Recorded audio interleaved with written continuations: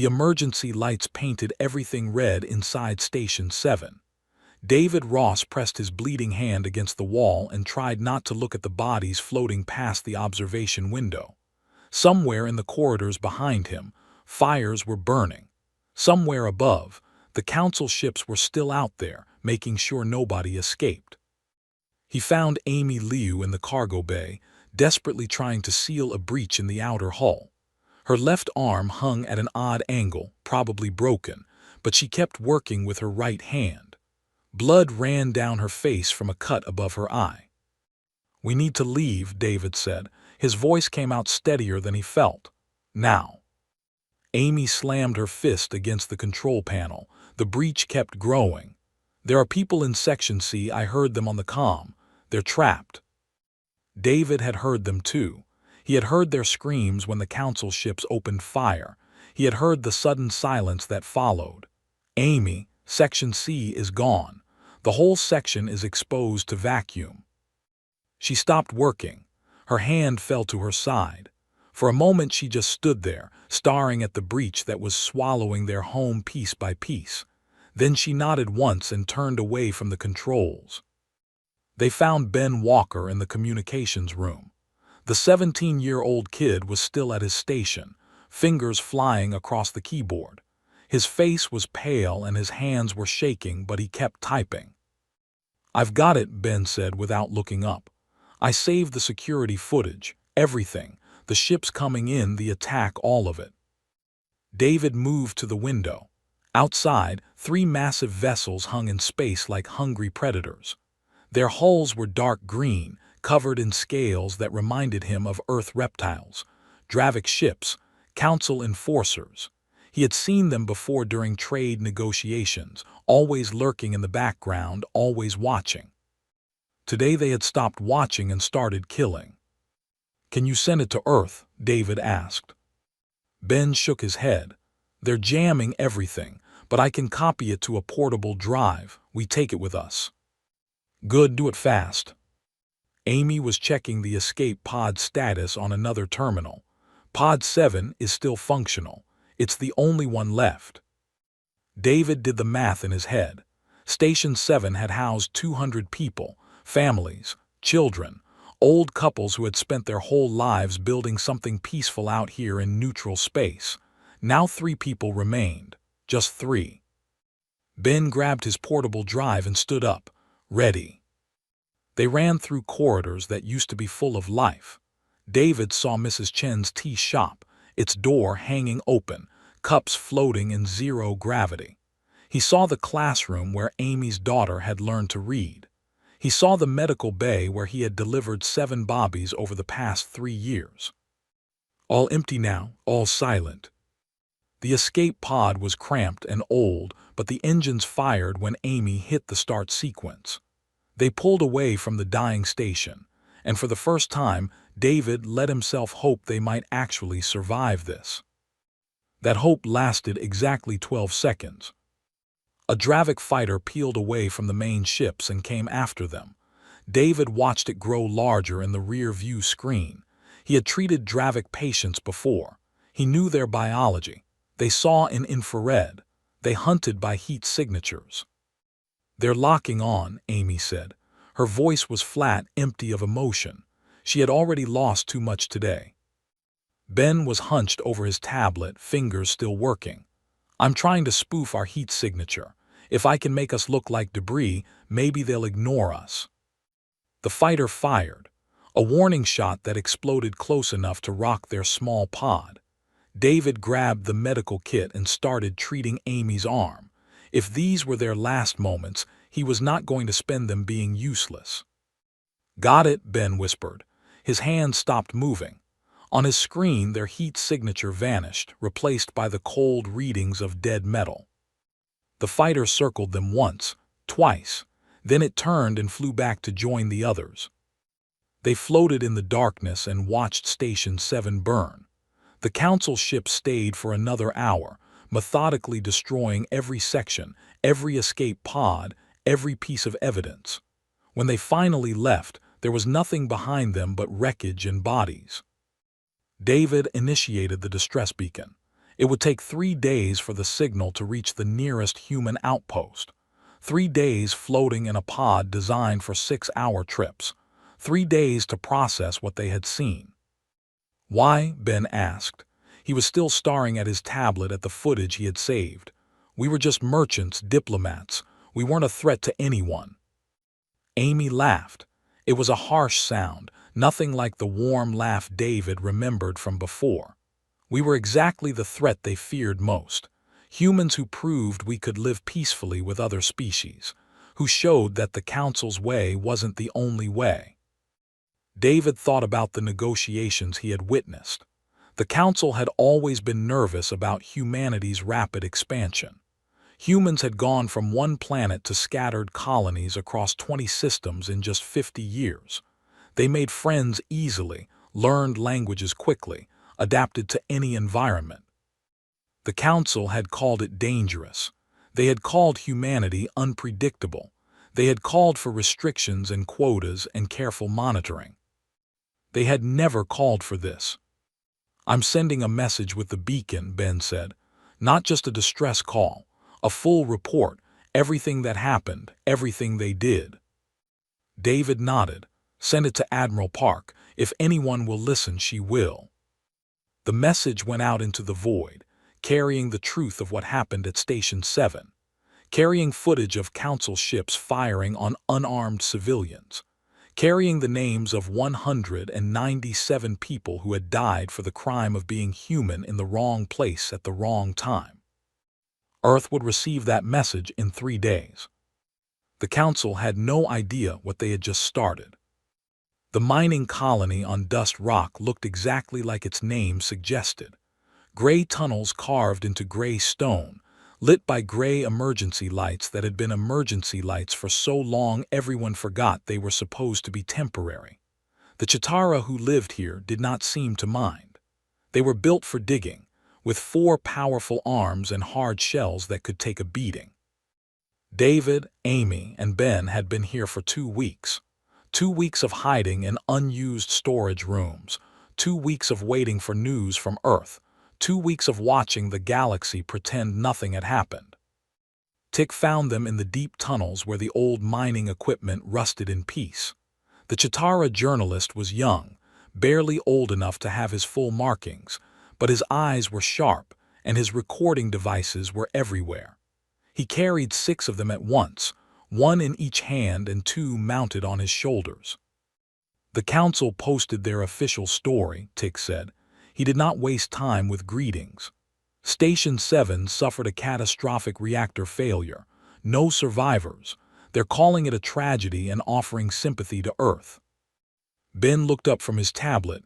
"That's a lie." "Of course it's a lie." Tick's mandibles clicked together in what David had learned was the Chitara version of a bitter smile. "The Council has been lying for decades.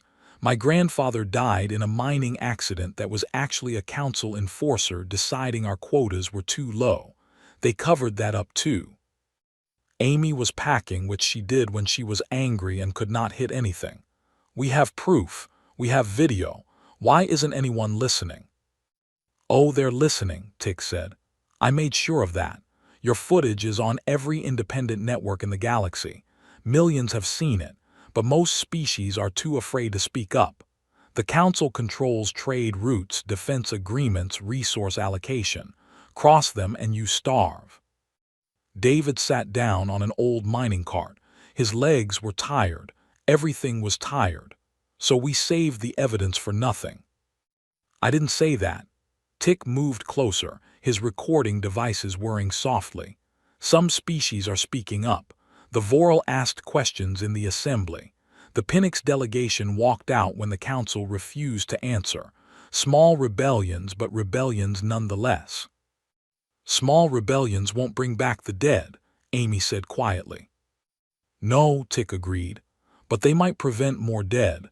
The Council is scared. They expected silence. Instead they got questions. They expected compliance. Instead they got doubt." Ben's tablet beeped. He looked at the screen and his face went pale. "They issued an arrest warrant for all 3 of us. They're saying we fabricated the evidence. They're saying we destroyed the station ourselves and blamed them. David felt something cold settle in his stomach. Of course. Of course they would do that. The council could not admit what they had done, so they would make the victims into criminals instead. Earth's response just came through, Ben continued, reading from his screen. Ambassador Cohen addressed the assembly. She demanded a formal inquiry. The council refused, said humans have no standing to question their decisions. Amy stopped packing. What did Earth say to that? Ben's hands were shaking as he scrolled down. Admiral Park sent a message. She said if the council won't give us justice, Earth will come and take it. The room went silent. David knew what that meant. He had served in Earth's colonial defense forces before becoming a medic. He knew Admiral Park's reputation. She did not make threats she could not keep.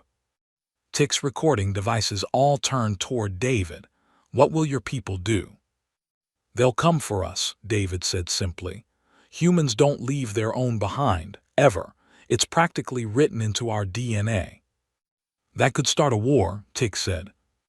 The council already started the war, Amy said. Her voice was hard as dust rocks stone walls. They just didn't expect us to fight back. Over the next 3 days, the situation spiraled. The council demanded the Chitara government hand over the 3 humans.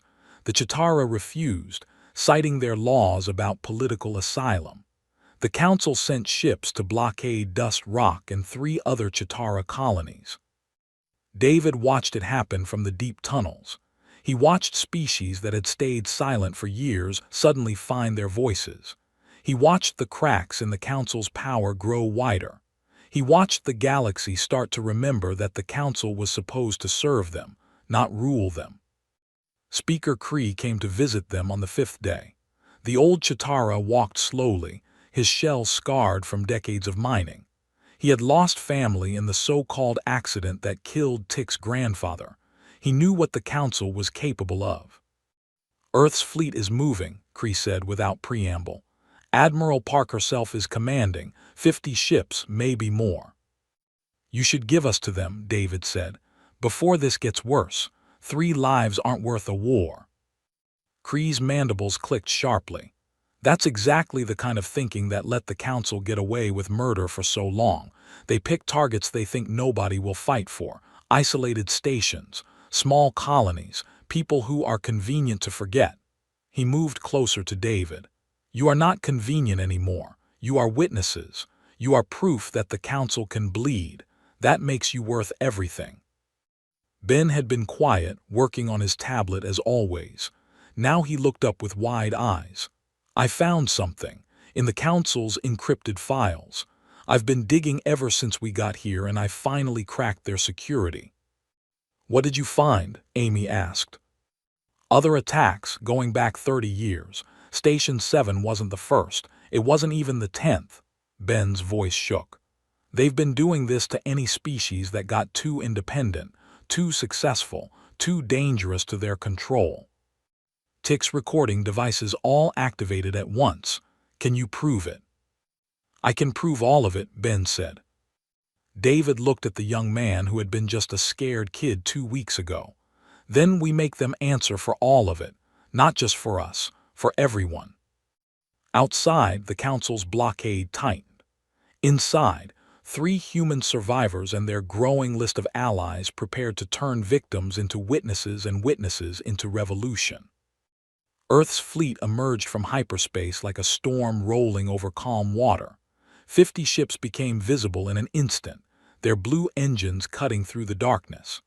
Admiral Helen Park stood in the command center of the Resilience, watching the tactical display show every vessel in the area. The council blockade was larger, maybe 70 ships, but they were spread thin trying to cover multiple Chitara colonies at once. Park had been planning this for 8 days. 8 days since she received David Ross's message. 8 days since she saw the footage of Station 7 burning. 8 days of watching politicians argue while she quietly moved pieces into position. Council ships are hailing us, her communications officer said. Ignore them, Park replied. Broadcast our message on all channels. I want every ship in this system to hear it." The message went out. Park had written it herself, stripped it down to simple truth. Earth was here to retrieve its citizens. Anyone who interfered would be considered hostile.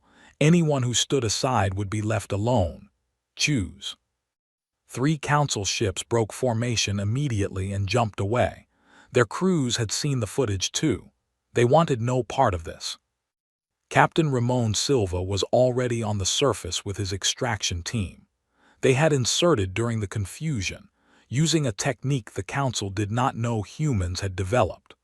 Park had learned during Earth's colonial expansion that sometimes the best military technology was just being creative with what you already had. Silva's report came through encrypted channels. "We've located the targets. They're in the deep mining tunnels with approximately 50 Chitara civilians and soldiers. The Chitara are ready to fight if the Council comes for them." Park made her decision in seconds. "Tell the Chitara we appreciate their courage, but we're getting everyone out. Civilians and soldiers. Anyone who wants to leave this blockade can come with us." On the tactical display, the Council fleet was reorganizing. They had expected Earth to back down, to negotiate, to accept the official story like everyone else did. Park watched their confusion with grim satisfaction. Humans had a reputation in the galaxy for being emotional and unpredictable. Time to prove that reputation accurate. The Council fleet commander finally responded to her hails. The face that appeared on screen was Dravic, scaled and cold. "Admiral Park, you are in violation of Council space. Withdraw immediately or face consequences." "I'm here for my people," Park said. "Give them to me and I'll leave." "The humans in question are wanted criminals. They will face trial under Council law." Park leaned forward slightly. "Show me the Council law that says you can murder civilians and blame the survivors. I'll wait." The Dravic's expression did not change, but Park saw the flicker in his eyes. Behind him, other Council officers were watching. They had all seen the footage too. They all knew what had really happened at Station 7. "You are not authorized to question Council decisions," the commander said. "I'm not questioning them," Park replied. "I'm telling you they're wrong. And I'm telling you that if you don't release my people in the next 10 minutes, I will come and get them myself." The channel cut. Park counted down the seconds. She knew what the Council would do. They would stall, try to buy time, hope Earth would lose its nerve. They did not understand that Earth had lost something far more valuable than nerve at Station 7. It had lost patience. At 9 minutes and 40 seconds, the Council fleet began moving into attack formation. Park gave the order. Earth's ships did not move like the Council fleet. They did not form neat lines and textbook formations. Instead, they scattered, each captain given broad objectives and freedom to achieve them however they saw fit. It was chaos by Council standards. It was also devastatingly effective. The battle lasted 17 minutes. Park's ships targeted weapons and engines, nothing else. When a Council vessel's shields dropped, Earth ships moved on to the next target. No kill shots, no revenge, just cold efficiency that said you brought this on yourselves and were being merciful. 6 Council ships managed to return fire. Their crews were brave. Park had to give them that. But bravery did not win battles when the other side had spent 50 years learning how to fight in 3 dimensions against enemies that did not think like them. The Council commander hailed again. His ship was drifting now, engines dead, weapons offline. "You're making a mistake. The full Council fleet will come for you. You cannot defeat us all." "I don't need to defeat you all," Park said. "I just need to defeat you. The rest of the galaxy is watching. They're seeing what happens when the Council picks a fight with someone who fights back." On the surface, Silva reported that the extraction was complete. All 3 survivors secured, along with 42 Chitara civilians who had decided that leaving with Earth was better than staying under Council occupation. Tick the journalist had volunteered to come too. his recording devices capturing everything. Park ordered the retreat. Earth's fleet pulled back, shields still up, weapons still ready. The Council ships did not follow. Their commanders had learned what Admiral Park already knew. Wars were not won by who had the biggest fleet. They were won by who was willing to do what needed doing when it needed doing. As the Resilients prepared to jump back to human space, Park received a message from the Council Assembly itself, not the military commanders but the politicians behind them. They wanted to talk. They wanted to negotiate. They wanted to find a peaceful solution.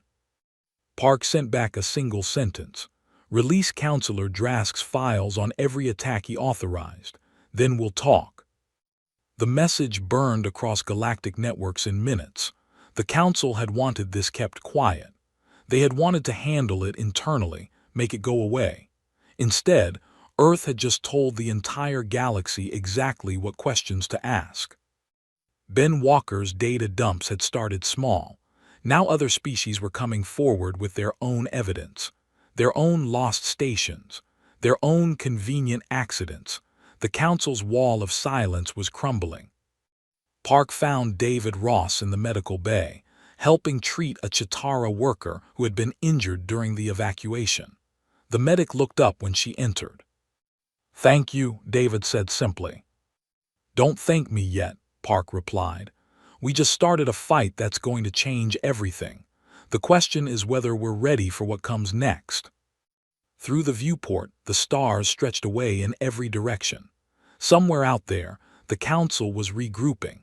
Somewhere out there, other species were watching and wondering if they too could stand up to power that had gone unchecked for too long. Earth had fired the opening shot. Now the galaxy would decide how it ended. Counselor Drask had been on the assembly floor for 6 hours straight, watching his carefully constructed lies fall apart piece by piece.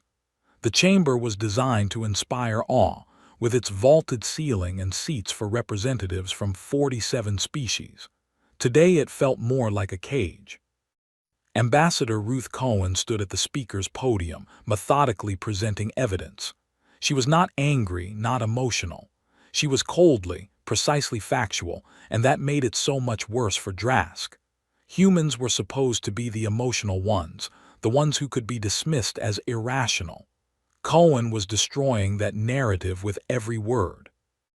"This is the comm log from the Dravik fleet on the day Station 7 was destroyed," Cohen said. A holographic display showed the text. At 0600 hours, Fleet Commander Rask received authorization code Delta 7. That code can only be issued by a sitting counselor. It means engage with lethal force against non-combatants. Murmurs ran through the chamber. Several species shifted in their seats. The Voral delegation was taking notes. The Pinnox were recording everything. Drask rose from his seat. "Those files are classified Council security materials. How did Earth obtain them?" "Does it matter?" Cohen asked. "The files are real. The authentication codes check out. Are you denying that you authorized the attack?" "I'm saying that Earth has no right to classified materials. And Station 7 had no right to exist in peace." Cohen's voice stayed level, but something sharp entered it. 200 people had no right to live. The chamber erupted. Representatives shouting, demanding answers, calling for investigations. Drask watched his support crumble. The species who had backed him quietly, who had benefited from his policies of aggressive expansion control, were suddenly very quiet indeed. Speaker Kree of the Chitara stood. His old shell bore scars from decades of Council oppression. "I call for a vote of no confidence in Counselor Drask and a full investigation into all operations authorized under Code Delta 7. "Seconded," said the Voral representative immediately. Drask felt the floor disappearing beneath him. "This is a human conspiracy. They are trying to destroy the Council from within." "No," Cohen said quietly. "You destroyed the Council the moment you decided murder was acceptable policy. We're just making sure everyone knows it." The vote was called. Drask watched the board light up with results. Red for opposition, green for support. Red dominated. By the time the count finished, 70% of the assembly had voted against him. He was removed from the chamber under guard. As he left, he saw David Ross sitting in the gallery, watching. The medic's face showed no satisfaction, no triumph, just a tired sadness that made Drask angrier than any gloating could have. 3 days later, Ben Walker released the full archive. 30 years of classified files, thousands of pages of evidence. Every attack, every cover-up, every convenient accident that was not an accident at all. Species that had lost colonies and been told it was equipment failure learned it was council enforcers. Families that had lost loved ones in mining accidents learned it was punishment for missing quotas. The galaxy burned with anger. Amy Liu watched the protests from the Resilience's observation deck. Dozens of worlds were demonstrating. The Chitara had shut down all mining operations in Council space. The Voral had withdrawn their fleet from Council command. The Pinnox were offering sanctuary to anyone fleeing Council retaliation. "We did this," Amy said quietly. She was not sure if she felt proud or guilty, maybe both. Captain Silva joined her at the window. His extraction team had stayed with the survivors, assigned as protection detail. "You showed them the truth. What they do with it is their choice." "Some of them are going to die," Amy said. "The Council won't let this go quietly. There will be retaliation." "Probably," Silva agreed. "But they're dying on their feet instead of living on their knees. That's worth something." On Earth, Admiral Park was in emergency meetings with the Unified Defense Command. The Council had officially severed all diplomatic ties with humanity. They had closed their borders, expelled all human merchants and diplomats, and declared Earth a hostile power. Earth had responded by offering alliance to anyone who wanted it. No conditions, no requirements to adopt human systems or laws, just mutual defense and open borders. 23 species had accepted within the first week. The Council was not collapsing, not yet, but it was changing. The old guard that had ruled through fear and careful control was losing power. New voices were rising, demanding accountability, demanding reform.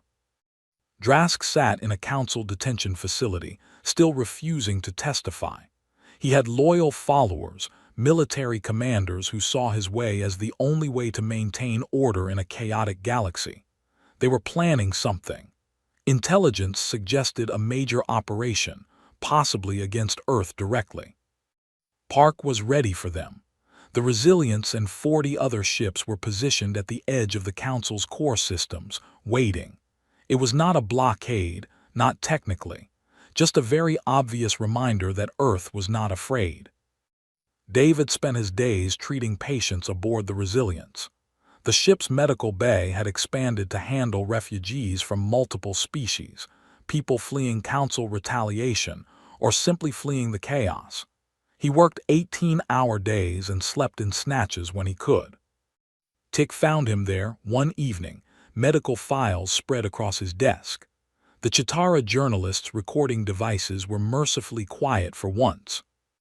"How do you keep going?" Tick asked. "After everything you lost?" David looked up from his files. His eyes were tired but clear. "Because if I stop, they win. If I let the grief consume me, Station 7 was destroyed for nothing." He gestured to the medical bay, where a Voral child was recovering from injuries sustained in a protest. "This is what we were trying to build. Different species working together, helping each other. The Council tried to kill that idea when they destroyed the station. I won't let them." Tick's mandibles clicked softly. "The trial is scheduled for next month. All the evidence is compiled. Multiple species are pressing charges." "Will it matter?" David asked. "Will justice for Drask bring anyone back?" "No," Tick said honestly, "but it will show that actions have consequences, that power has limits. That's worth something too." The galaxy held its breath, waiting to see if words and evidence would be enough, or if this would escalate into something worse. The attack came 3 weeks before the trial was supposed to start. Drask's loyalists hit 5 targets simultaneously across the galaxy. Human colonies, Chitara mining stations, Voral diplomatic centers. The message was clear: stand with Earth and suffer the consequences. Admiral Park received the reports within minutes of each attack. Coordinated strikes, professional execution, military-grade weapons. This was not random violence. This was a statement. "They're trying to force us to back down," her tactical officer said. "Show that supporting Earth is too costly." Park studied the casualty reports. 14 dead at the human colony on New Haven, 23 at the Chitara station on Far Rim, 8 at the Voral Center on Kelly's Prime. Numbers. Statistics: people who had been alive an hour ago. "Send response teams to all locations," she ordered. "Medical support, security, whatever they need, and find out where those ships came from." Ben Walker was already working on it. The young man had become Earth's best intelligence analyst in the weeks since Station 7. He had a gift for finding patterns in data that others missed. His fingers flew across multiple screens in the Resilience's intelligence center. "I've got their jump signatures," Ben said. "All 5 attack ships came from the same staging area, a council depot in the Outer Rim, supposedly decommissioned 3 years ago." "Get me coordinates," Park said. She did not wait for authorization from Earth, did not ask permission. Sometimes you had to move fast and apologize later. Park's fleet jumped within the hour, 30 ships heading for a depot that officially did not exist. They found it exactly where Ben said it would be. A massive supply station orbiting a dead moon, full of ships and weapons and soldiers. All wearing council colors but no official markings. Drask's private army. Park opened communications. "This is Admiral Park of the Earth Defense Force. You have exactly 10 minutes to surrender or we will destroy your facility." The response was immediate. The depot's weapons systems came online and ships began launching. They were not surrendering. What followed was not like the clean, controlled battle at Dust Rock. This was brutal and desperate. Drask's loyalists fought like cornered animals because that was exactly what they were. They had committed to a path and there was no turning back. Captain Silva led boarding teams onto the depot itself, while the space battle raged around them. His soldiers moved through corridors painted with species from across the galaxy. Dravik, yes, but also Kelth and Volar, and even a few humans wearing council colors. They found the command center locked down and fortified. Silva's demolition expert studied the door and shook her head. "We blow this, we probably damage life support for 3 decks. Could kill hundreds." "Then we don't blow it," Silva said. He opened a comm channel to the command center. "This is Captain Silva. We have the facility. Your fleet is destroyed. You can surrender now or you can die in there. Your choice." There was a long silence. Then the door opened. The commander who emerged was Dravik, scaled and scarred and utterly defeated. He dropped his weapon and raised his hands. Behind him, 30 other soldiers did the same. "Where is Counselor Drask?" Silva asked. The commander's laugh was bitter. "You think he's here? Drask sent us to fight and die while he sits in his comfortable detention cell, pretending to be a prisoner."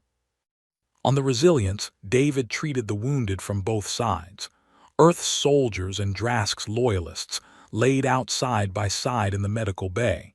Some cursed him. Some thanked him. He treated them all the same because that was what you did when you were a medic. A young Dravik soldier, barely old enough to serve, grabbed his arm. "Why are you helping me? I tried to kill your people." David checked the soldier's IV line. "Because that's what we do, we help, even when it's hard, especially when it's hard." Amy Liu was coordinating security for the captured depot when she found the files. Personnel records, supply manifests, communications logs. Everything needed to prove Drask had been running a shadow military force for years. "He was planning a coup," Amy said, reading through the data with growing horror.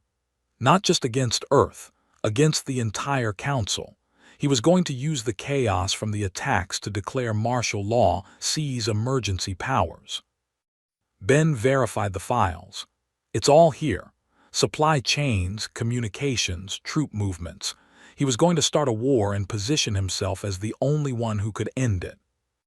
The evidence went to the trial immediately.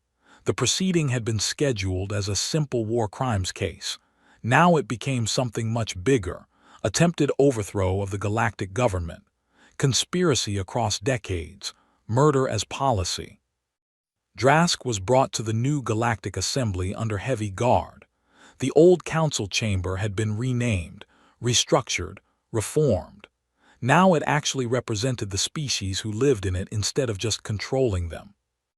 The trial lasted 3 weeks. David, Amy, and Ben all testified. So did representatives from 40 other species, each bringing evidence of council crimes. The gallery was packed every day with people who had lost someone to Drask's policies. On the final day, Drask was allowed to speak. He stood at the defendant's podium and showed no remorse. "I did what was necessary to maintain order," he said. "The galaxy is chaos. Different species, different values, all competing for resources. Someone has to enforce stability." "Stability through murder," Cohen asked from the prosecutor's table. "Stability through strength," Drask corrected. "You think your way is better. Wait. Wait until your alliances fracture and your idealism meets reality. You will see I was right." The verdict came back unanimous. Guilty on all counts. Drask and 17 of his co-conspirators were sentenced to life imprisonment. Their assets seized, their power broken, their legacy reduced to a warning about what happens when authority becomes tyranny. David watched them led away and felt nothing. No satisfaction, no closure, just tired acceptance that justice was not the same as healing, but it was something. Amy found him in the observation deck afterward. "It's over." "No," David said quietly, looking out at the stars. "Now the hard part starts, building something better, making sure this never happens again." She stood beside him. 2 survivors watching the galaxy begin to change. It would take time, it would take work, but for the first time in decades it felt possible. On Earth, Admiral Park received word that 5 more species had requested alliance status. The list was growing. Not an empire, not a new council, just people choosing to stand together instead of kneeling separately. The council had spilled human blood expecting submission.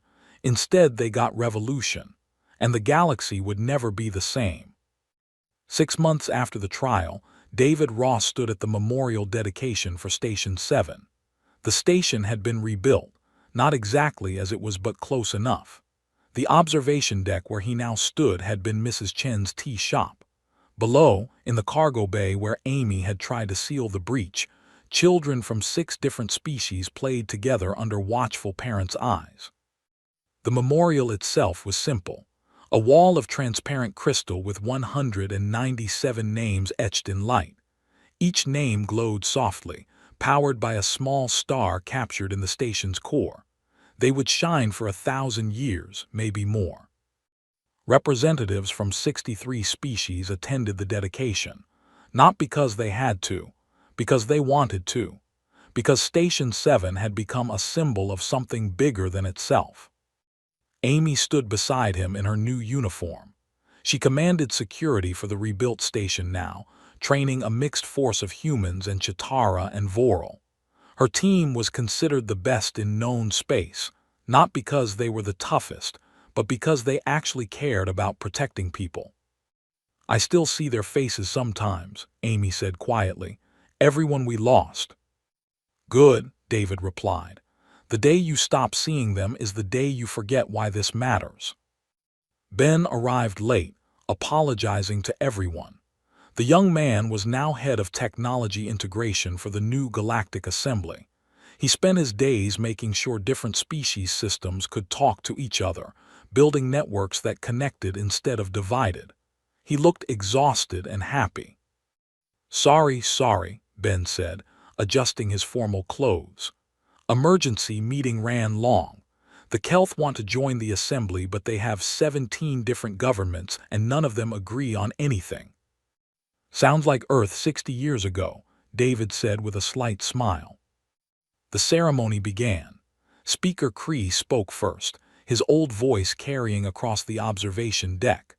We gather to remember those who died not in war, not in accident, but in murder sanctioned by those who were supposed to protect us. We remember so we never forget what unchecked power becomes. Tick was recording everything, of course. The Chitara journalist had won every major award his profession offered. He could have worked anywhere. He chose to stay here, documenting the rebuilding, making sure the story was told right. Admiral Park spoke next. She had retired from active military service, but now led the Assembly's defense coordination. Station 7 was destroyed by people who thought murder was an acceptable tool of policy. The 197 people who died here proved them wrong, not by how they died, but by what their deaths revealed: the Council's corruption, the galaxy's capacity for courage, humanity's refusal to accept injustice. Ambassador Cohen read the names, all 197, slowly and clearly. Families wept. Friends embraced. David touched the wall where his assistant's name glowed. He had trained her himself, watched her become an excellent medic. She had been 24 years old. After the ceremony, people mingled. David noticed something he had not seen before Station 7. Species mixing freely. A Dravik engineer discussing shield harmonics with a human physicist. A Voral family sharing a meal with Chitara workers. A Kelth child asking a human teacher about Earth's oceans. This was what they had been building before the attack. This was what the Council had feared enough to kill for. Captain Silva found David near the memorial wall. The soldier had left active service too, now training the Assembly's rapid response teams. I heard you're heading back to Earth next month. David nodded. Time to go home for a while, see my family, rest. You've earned it.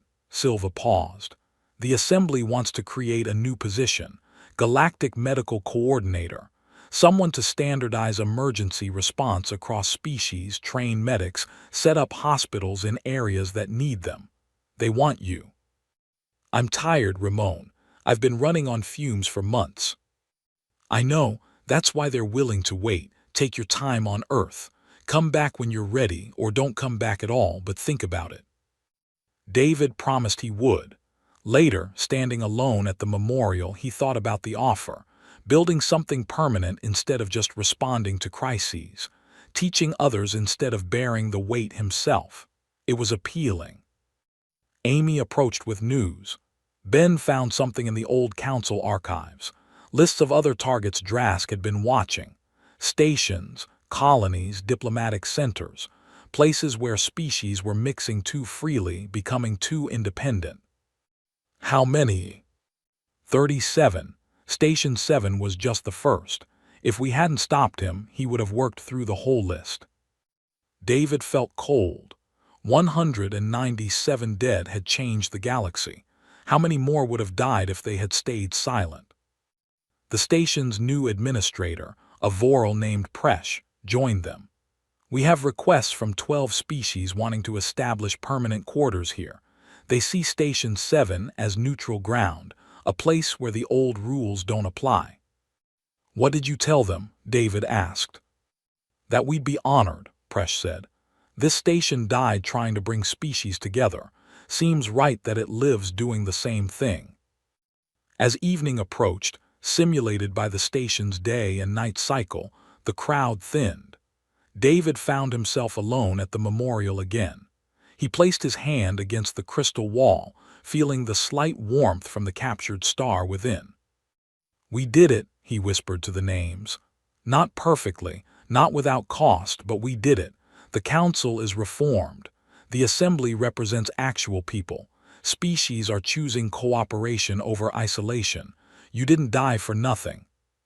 The light in the memorial pulsed softly, as if in response. Ben came to get him for the reception dinner. The young man had grown in the past 6 months, confidence replacing the fear that had marked him during their escape. "You coming? They're serving that chitara mushroom dish you like." David took one last look at the memorial, at the names glowing in the darkness, at the station rebuilt around them.